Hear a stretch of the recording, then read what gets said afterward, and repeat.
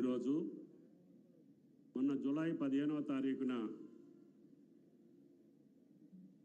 గౌరవనీయులు రాష్ట్ర ముఖ్యమంత్రి శ్రీ రేవంత్ రెడ్డి గారి నాయకత్వాన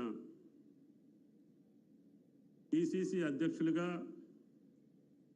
రాహుల్ గాంధీ గారి సమక్షంలో ఆయన ఇచ్చినటువంటి మాటని కాంగ్రెస్ పార్టీ అధికారంలోకి వస్తే ఒకే పంట కాలంలో రైతు కుటుంబాలకి 2 లక్షల చొప్పున రుణమాఫీ చేస్తాను అని చెప్పి ఆ రోజు ఓరుగల్లు కోటలో ఏదైతే వాగ్దానం చేశారో ఆ వాగ్దానానికి అనుగుణంగా ఈనాడు అధికారంలోకి వచ్చినటువంటి కాంగ్రెస్ ప్రభుత్వం రేవంత్ రెడ్డి గారి నాయకత్వాన ఆయన ఇచ్చినటువంటి మాట ఆగస్టు కల్లా నేను 2 లక్షల రుణమాఫీ రైతు కుటుంబాలకు చేస్తానని చెప్పి వాగ్దానం చేశారు.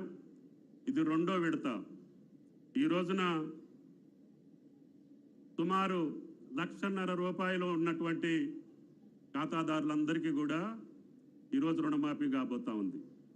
దానికి సహకరించినటువంటి మా ఆర్థిక శాఖ మంత్రులు, రాష్ట్ర మంత్రివర్గం, గౌరవనీయులు గౌరవ అసెంబ్లీ శాసనమండలి చైర్మన్ సుఖేందర్ రెడ్డి గారు, అసెంబ్లీ స్పీకర్ అదేవిధంగా ప్రసాద్ గారు, గౌరవనీయ ప్రధాన కార్యదర్శి, గౌరవ మంత్రివర్యులు, పార్లమెంటు సభ్యులు, శాసనసభ్యులు, శాసనమండలి సభ్యులు, రైతాంగ సోదరులు, పత్రికా పెద్దలందరికీ కూడా ఈ యొక్క చారిత్రక ఘట్టం భారతదేశ రాజకీయాల్లో ఎప్పుడో కని వినెరిగినటువంటి రీతిలో ఆనాటి మన్మోహన్ సింగ్ గారి నాయకత్వాన దేశవ్యాప్తంగా జరిగినటువంటి 70,000 కోట్ల రుణమాఫీ ఒక చారిత్రక సంఘటన.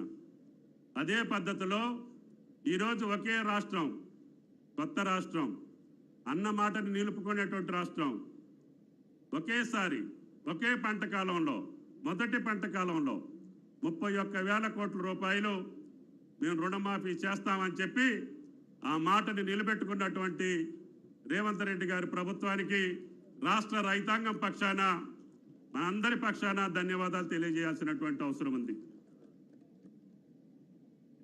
గౌరవనీయులు అడ్వైజర్ పెద్దలు కేశవరావు గారిని వేదిక మీదకి రావాల్సిందిగా కోరుతున్నాం.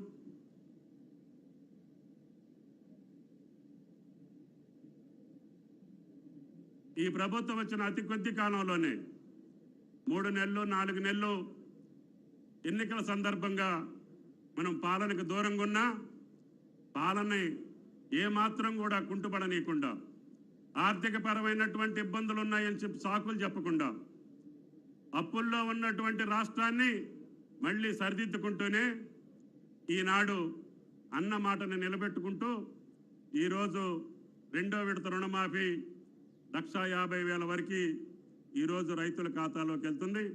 తప్పకుండా ఆయన గారి మాట ప్రకారంగా ఆగస్టులోనే 2 లక్షల లోపు ఉన్నటువంటి రుణాలన్నింటినీ కూడా మాఫీ చేస్తామని చెప్పి సాక్షాత్తు ముఖ్యమంత్రి గారి వాగ్దానం.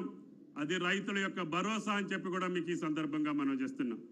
ఇదే కాదు, ఆయన ఆధ్వర్యంలో ఈనాడు పంటల బీమా కూడా ప్రవేశపెట్టండి.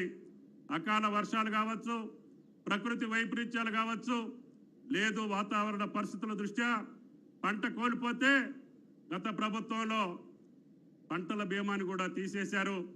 దాన్ని మనం పునరుద్ధరించాల్సినటువంటి అవసరం ఉంది. ఎంత ఖర్చు అయినా సరే అందరి రైతుల యొక్క ప్రీమియం మనమే కట్టి అన్ని పంటలకి కూడా బీమాని ఏర్పాటు చేస్తే రైతు గుండె మీద చేసుకొని వ్యవసాయం చేసే పరిస్థితి వస్తుంది అని చెప్పి ముఖ్యమంత్రి గారి ఆదేశాల మేరకి పంటల బీమాని కూడా కొనసాగిస్తున్నామని చెప్పి కూడా ఈ సందర్భంగా మనం చేస్తున్నాం. అదేవిధంగా రైతాంగానికి ఇచ్చినటువంటి మరొక భరోసా రైతు భరోసా. అది 7,500 ఒక పంట కాలానికి, 15,000 మొత్తం సంవత్సర కాలంలో 2 పంటలకు వేస్తే 15,000 ఇస్తామని చెప్పి కాంగ్రెస్ పార్టీ పక్షాన ఆనాటి పిసిసి అధ్యక్షులు, అదేవిధంగా భారత జాతీయ కాంగ్రెస్లో ఉన్నటువంటి పెద్దలందరూ వచ్చి తెలంగాణ రైతాంగానికి మాట ఇచ్చారు. దాన్ని కూడా ఎన్ని కష్టాలున్నా ఎన్ని ఇబ్బందులున్నా అది కూడా తీర్చేదానికి ఈ ప్రభుత్వం ముందుకుంటుంది. దాని విధి విధానాల కోసం సబ్ కమిటీ వేశారు. గౌరవ మంత్రివర్గులందరూ కూడా దాన్ని ఆలోచిస్తున్నాం. ప్రజల దగ్గర నుంచి, రైతుల దగ్గర నుంచి రేపు భవిష్యత్తులో స్పీకర్ గారు ఆదేశిస్తే శాసనసభ శాసన మండలిలో కూడా పెట్టి మీ అందరి ఆమోదం తీసుకొని రైతు భరోసా ఏ పద్ధతిలో ఉంటే పంటేసినటువంటి రైతుకు లాభం జరుగుద్దో, పంటేసినటువంటి భూములకు ఏ రకంగా ఇవ్వచ్చో, గతంలో జరిగినటువంటి పద్ధతులకు భిన్నంగా నిజమైనటువంటి రైతుకి ఆ డబ్బు అందాలి అని చెప్పి ఆకాంక్షతోటి కొంత సమయం తీసుకున్నాం. తప్పకుండా ఈ సంవత్సరం కొద్ది కాలంలోనే దాని యొక్క విధి విధానాల్ని ఏర్పాటు చేస్తామని చెప్పి కూడా మీకు ఈ సందర్భంగా మనం చేస్తున్నాం. కాబట్టి ఇన్ని రైతాంగ కార్యక్రమాలకు సంబంధించి పెద్ద ఎత్తున ఆయిల్ ఫామ్ కూడా ఈరోజు ముఖ్యమంత్రి గారు, ఆర్థిక మంత్రి నిధులు సమకూర్చారు. కాబట్టి గౌరవ శాసనసభ్యులందరినీ, శాసన మండలి సభ్యులందరినీ, అధికారులు కూడా ఎందుకు పిలిచామంటే మీరు కూడా రైతు బిడ్డలే. కాబట్టి దయచేసి మీరు అందరూ కూడా ఆయిల్ ఫామ్ తోటలు పెట్టాలని చెప్పి ఈ సమావేశానికి పిలిచాం. కాబట్టి దయచేసి శాసనసభ్యులు, శాసన మండలి సభ్యులు, అధికారులు కూడా మీరందరూ మీ తల్లిదండ్రులు సంపాదించినటువంటి భూముల్లో ఆయిల్ ఫామ్ పంట వేయండి. మనకి 100 లక్షల మెట్రిక్ టన్నులు కావాల్సి ఉంటే ఈనాడు ఉత్పత్తి కేవలం 3 లక్షల టన్నులే ఉంది. అంటే ఇంకా 97 లక్షల మెట్రిక్ టన్నులు ఆయిల్ ఫామ్ దిగుమతి చేసుకుంటున్నాం. 1,00,000 కోట్ల రూపాయలు విదేశ మార్గ ద్రవ్యానికి మనం వెచ్చించాల్సినటువంటి అవసరం వచ్చింది. మీరందరూ చేయి కలిపితే ఈ 5 సంవత్సరాల్లోనే 5 లక్షల ఎకరాలు తెలంగాణ జిల్లాలో వేసే అవకాశం ఉంది. అన్ని జిల్లాల్లో కూడా ఆయిల్ ఫెడ్ ద్వారా ఫ్యాక్టరీల నిర్మాణం కొనసాగిస్తున్నాం. కాబట్టి దయచేసి అతి కొద్ది సంవత్సరాల్లోనే మీరు 10 లక్షల ఎకరాలకు వెళ్తే తెలంగాణ స్వయం సమృద్ధి కావటమే కాకుండా భారతదేశానికి కూడా ఆయిల్ ఫామ్ సప్లై చేసేటటువంటి శక్తి స్థాయి తెలంగాణ ప్రభుత్వానికి, తెలంగాణ రైతాంగానికి వస్తుంది అని చెప్పి కూడా మీకు ఈ సందర్భంగా మనం చేస్తున్నాం. కాబట్టి ఇన్ని అవకాశాలు ఉన్నటువంటి ఈ రాష్ట్రంలో రైతాంగం కోసం అన్న మాటని నిలబెట్టుకున్నటువంటి కాంగ్రెస్ పార్టీ, కాంగ్రెస్ ప్రభుత్వం తప్పకుండా ఈ ప్రభుత్వంలో వ్యవసాయ మంత్రిగా నాకు ఆ భగవంతుడు ఎంత శక్తి అంతా ప్రభుత్వం యొక్క ఆలోచనలు రైతుల దగ్గరికి తీసుకెళ్లి రైతులు సుభిక్షంగా ఉండేదానికి, రైతులందరూ కూడా అటు ఉచిత విద్యుత్ తోటి పాటు ఇరిగేషన్ మంత్రి గారు కూడా కొత్త ప్రాజెక్టులు అతి త్వరలో పూర్తయ్యే ప్రాజెక్టులకి ఈ సంవత్సరం ప్లాన్ చేసుకున్నారు. తప్పకుండా ఇరిగేషన్